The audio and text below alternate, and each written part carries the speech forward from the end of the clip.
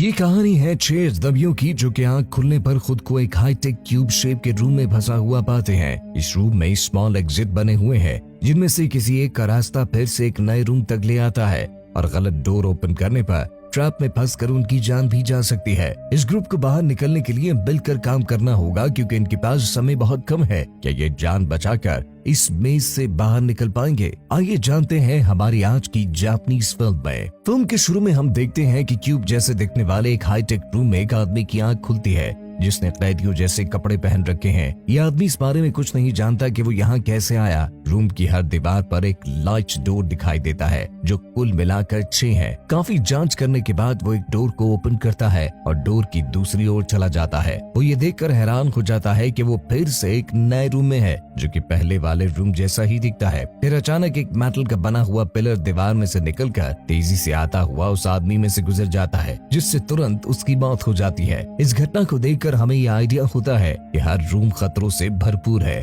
और इन ट्रैप से भरी भूल भुलैयों से बाहर निकलना नामुमकिन है। अगले सीन में हम यूएची नामी एक आदमी को रूम में जागता हुआ देखते हैं। इस रूम में 2 और लोग भी हैं। एक का नाम शांजे और दूसरे का नाम बचाची बारू है। तीनों में कोई भी ये नहीं जानता कि वो कैसे आए। इतने में अचानक 6 डोर में से एक ओपन होता है जिसमें से एक आदमी बाहर निकलता है जिसका नाम एडे है जो कि घायल है और उसने शूज भी नहीं पहन रखे और न ही वो किसी से बात करता है। वो उनके पास से गुजरकर दीवार पर चढ़ने लगता है और सीलिंग में लगा डोर ओपन कर देता है। डोर ओपन करते ही एक आदमी की लाश नीचे गिरती है। ये वही आदमी था जिसे हमने पहले सीन में पिलर लगने से मरते हुए देखा था। लाश गिरने के साथ इसके शरीर से कटा हुआ क्यूब शेप जैसा टुकड़ा भी नीचे गिरता हुआ दिखाया जाता है। ये टुकड़ा तरबूज के कटे हुए टुकड़े जैसा लगता है। इसी समय एक और डोर ओपन हो जाता है। इस बार इसमें से एक लड़की बाहर आती है जिसके नाम काय है। शिनजी ये सब देखकर बहुत डर जाता है और रैंडम डोर को ओपन करके उसमें जाने की कोशिश करता है। एरे उसके पीछे जाता है और डोर पर चढ़कर आगे बढ़ता है। नए रूम में एंटर होने से पहले वो अपने शू को रूम में फेंकता है जिसे फेंकते ही रूम में आग भड़क उठती है और देखते ही देखते जूता राख बन जाता है। इससे ग्रुप को आइडिया हो जाता है कि गलत रूम में एंटर होने से कैसे उनकी जान जा सकती है। इस मेज में सुरक्षित रूम भी है क्योंकि कहानी में हर कैरेक्टर की आंख सेफ रूम में खुलती है और उन्हें यहाँ किसी न किसी सेफ रास्ते से ही लाया गया होगा। ग्रुप आहिस्ता आहिस्ता ईडे की हेल्प से डिफरेंट रूम्स में से होते हुए आगे बढ़ते हैं। शू टेस्ट करने पर वो कई जानलेवा बाधाओं से बच निकलते हैं क्योंकि एडी ही वो अकेला व्यक्ति है जो शायद मेज में काफी पहले से है और जख्मी होने के साथ साथ उसके दोनों शूज भी गायब है। सभी को ईडे पे भरोसा है। फिर वो एक ऐसे रूम में आ जाते हैं जहाँ यूएची को फ्लोर पर एक बटन मिलता है जिससे वो रूम की वॉल पर मार्क लगाता है। ऐसा करने से सभी एक ही दिशा में बढ़ पाएंगे और रूम्स की पहचान करने में आसानी होगी। बटन उठाने के बाद यूची वापस ईडे को फॉलो करने लगता है। फिर हम देखते हैं कि यूची को रूम की दीवार पर लिखा एक 9 डिजिट कोड मिलता है, लेकिन ये बात वो ग्रुप के साथ शेयर करना जरूरी नहीं समझता। फिर सभी एक नए रूम में एंटर होने लगते हैं जहां दोनों रूम्स के दरमियान उन्हें फिर से कोड लिखा हुआ दिखाई देता है। शायद उन कोड्स का कुछ मतलब जरूर है जो ग्रुप समझ नहीं पाता। फिर यूची एक और डोर ओपन करता है जहां वो दूसरे रूम में एक और व्यक्ति को खड़ा देखते हैं जिसका नाम मिस्टर वांडू है जो सबको देखकर काफी खुश दिखाई देता है। वांडू का मानना है कि हमारे यहाँ होने का कोई न कोई रीजन है और जिसने भी हमें यहाँ डाला है वो यकीनन हमें सजा देना चाहता है और हम उसके बंदी हैं।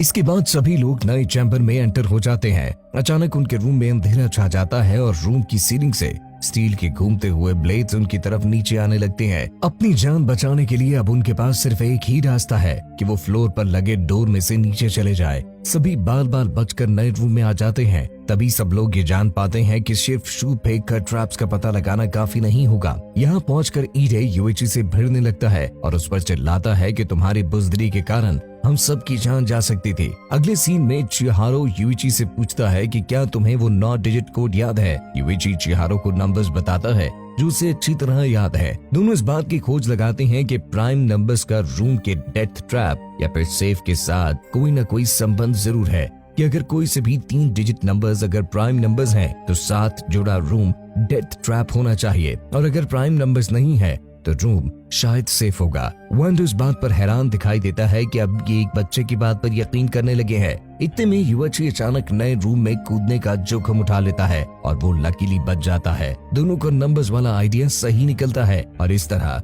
सब प्राइम नंबर्स की स्ट्रैटेजी यूज करके कई रूम से होते हुए आगे बढ़ते जाते हैं। फिर हम देखते हैं कि सभी ऐसे रूम में एंटर हो जाते हैं जहां रूम सभी प्राइम नंबर्स वाले रूम से अटैच्ड है और जिस रूम से वो यहाँ आए थे अब लॉक्ड है। फिर यूएची नए रूम की जांच करने लगता है।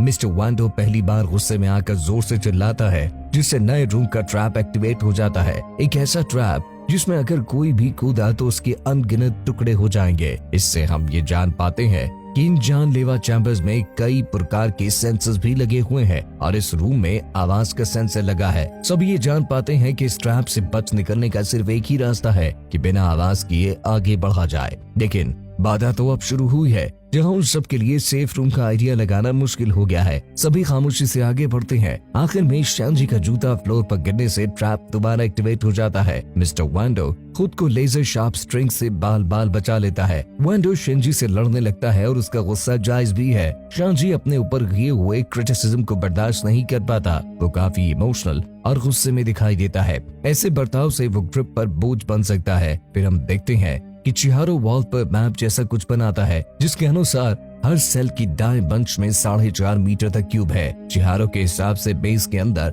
20,000 के लगभग रूम्स हो सकते हैं। बूढ़ा आदमी मिस्टर वांडो आगे बढ़ने को तैयार हो जाता है लेकिन वो कहता है कि शिंजी से दूर रहा जाए क्योंकि उसका एक भी कदम सब लोगों को मुसीबत में डाल सकता है। अचानक लाइट का रंग बदलकर लाल हो जाता है और रूम में गैस भरने लगती है। सभी वहां से निकलकर नए रूम की तरफ बढ़ते हैं। इतने में शांजी नए डोर को ओपन करता है तो कुछ ऐसा देख लेता है जिसे देखकर उसकी सांसें उखड़ने लगती हैं। अगले सीन में सभी लोग उसमें खड़े नजर आते हैं और उनके दरमियान पहले सीन वाले व्यक्ति की डेड बॉडी पड़ी होती है जो सीलिंग से गिरा था। शांजी ये समझ जाता है कि हम घूम घुमा कर वहीं दोबारा वापस आ गए हैं। तभी उन्हें पहले रूम का वाइब्रेट होना याद आने लगता है जिसके हिसाब से शायद ये मेज रूबिक्स क्यूब की तरह काम कर रहा है और डेड बॉडी वाला रूम अपनी जगह नहीं बदल रहा, सिर्फ आसपास के रूम अपनी जगह बदल रहे हैं। इसका मतलब ये हुआ कि कहीं न कहीं इस मेज का कंट्रोल मौजूद है। सभी बहुत ज्यादा फ्रस्ट्रेटेड दिखाई देते हैं और नंबर सिस्टम को छोड़कर एक डायरेक्शन में आगे बढ़ने का फैसला करते हैं। शांजी उम्मीद हार कर पैनिक होने लगता है लेकिन ईडे उसे हिम्मत देते हुए आगे बढ़ने को कहता है। मिस्टर वांडो साथ देने से इनकार कर देता है। ईडे अकेला आगे बढ़ने लगता है। यूएची उसे कहता है कि हम घूम फिर कर वापस यहीं आ जाएंगे। लड़की भी इस बात से एग्री करती है। सभी ऊपर की क्लाइंब करने का फैसला करते हैं। यूएची और ईडे पहले चढ़कर अपनी जैकेट नीचे लटकाते हैं ताकि बाकी लोग ऊपर आ पाए। जैसे ही यूएची चिहारो का हाथ पकड़ने लगता है तो अचानक यादों में फ्रीज हो जाता है और अपने पास में हुई उस जैसी ही बुरी याद में खो जाता है। ईडे सहमी सहमे पर्चीबारू का हाथ पकड़कर उसे ऊपर खींच लेता है। सभी लोग नए रूम में एंटर हो जाते हैं। चिहारो ऊपर चढ़कर नए रूम के रास्ते को देखता है। वो सभी को बताता है कि इस रूम का नंबर प्राइम है जिसका मतलब है कि इस चैम्बर में खतरा है। अचानक चैम्बर शेक होने लगता है। लड़के का पाँव फिसल जाता है और वो उसी रूम में गिर जाता है। गिरते ही रूम में लेजर एक्टिवेट हो जाते हैं और बच्चे का निशाना लेने लगते हैं। सही समय पर यूएची बच्चे को लेजर शूट से बचा लेता है। लेजर दोबारा उन पर एम करता है। इस बार ईजे आखिरी सेकंड में दोनों की जान बचा लेता है। तीनों रूम से निकलने की कोशिश करते हैं। ईजे सबसे आखिर में रह जाता है। इससे पहले कि यूएची उसे बाहर निकाल पाता, लेजर ईडे पर एम कर देता है और इस तरह पहली बार ग्रुप में से एक मेंबर की मौत हो जाती है। अगले सीन में हम देखते हैं कि यूएची नंबर्स को कैलकुलेट करके ऑर्डिनेट्स निकाल लेता है, यानी एक्स एक्सिस और वाई एक्सिस की नंबर्स की मदद से आगे डायरेक्शन का आइडिया लगा लेता है। यूएची अपने पीछे बने डोर को ओपन करके उसके नंबर्स चेक करता है और नंबर्स कैलकुलेट करके सबको बताता है कि हम इस मेज के एज से सिर्फ 3 रूम्स की दूरी पर है। सब रूम में एंटर हो जाते हैं सिवाय श्रेयांजी के, क्योंकि वो हार मान चुका है। यूएची मिस्टर वांडो को लड़खड़ाते हुए देखते ही हाथ थाम लेता है। वो यूएची से कहता है, मुझे लगता है कि अपने कर्मों की सजा मिल रही है। ये सुनकर वो फिर से अपनी लाइफ के फ्लैशबैक में चला जाता है। तभी अचानक रूम के बीचों बीच स्टील की सलाखें निकलकर रूम को 2 हिस्सों में डिवाइड कर देती है। ओल्ड मैन और शिंजी अलग डोर से निकल जाते हैं और बाकी ग्रुप मेज के एज को ढूंढने के लिए आगे बढ़ते हैं। लड़की नंबर 999 देखकर बिना किसी को बताए आगे निकल जाती है। सभी लोग एक सेफ सेल में आ जाते हैं। अचानक मेज यूएची को स्कैन करने लगती है और चैम्बर की एक दीवार स्क्रीन प्रोजेक्टर बन जाती है और यूएची की मेमोरी प्रोजेक्ट करती है जब उसके भाई की मौत हुई थी। ये देखकर यूएची बहुत ज्यादा दुखी हो जाता है और अपने भाई की मौत पर खुद को गिल्टी फील करता है। अचानक वॉल पहले जैसी हो जाती है और यूएची भी नॉर्मल हो जाता है। उधर ओल्ड मैन और शिंजी नया डोर ओपन करते हैं और जूता फेंक कर चेक करते हैं कि कहीं अंदर कोई ट्रैप तो नहीं। शिंजी कहता है कि इस मेज से निकलना नामुमकिन है ओल्ड मैन और शिंजी आपस में आर्ग्यू करने लगते हैं। अचानक रूम में से एक आवाज सुनाई देती है। ओल्ड मैन आसपास देखने की कोशिश करता है। शिंजी ओल्ड मैन को चैम्बर के डोर की तरफ धकेलता है, जिससे उसका सर डोर के दरमियान में आ जाता है और इस तरह मिस्टर वांडू मारा जाता है। उधर शिहारो यूची से अपने भाई को ना बचाने की वजह पूछता है और ये कहता है कि तुम एक बुज़दिल इंसान हो। शिहारो फ्लोर का डोर ओपन करके उसमें कूद जाता है। यूएची फौरन अपने बच्चे का हाथ पकड़कर उसे बचा लेता है। बच्चा यूएची के गले लगकर रोने लगता है। लड़की नए डोर को ओपन करती है, लेकिन इस बार दूसरी ओर कोई रूम नहीं, सिर्फ घुप अंधेरा है। सभी डोर में से बाहर देखकर हैरान हो जाते हैं, क्योंकि वो क्यूब के एज पर पहुंच चुके हैं। बाहर बहुत बड़ी ओपनिंग है और उन्हें बिल्डिंग का एक बहुत विशाल स्ट्रक्चर दिखाई देता है। हाइट चेक करने के लिए यूएची अपना जूता नीचे गिरा देता है, जो लगभग 3 सेकंड के बाद गिरता है, जिसके अनुसार वो ग्राउंड से 50 मीटर की ऊंचाई पर है। तभी शिहारो दूर से कुछ देखता है और इशारा करता है। वो एक विशाल रूम देखते हैं जो दीवार में एक ओपन होल के पास से गुजर रहा है और शायद वही बाहर जाने का रास्ता है। बच्चा वहां तक जाने के लिए कोऑर्डिनेट्स के बारे में पूछता है।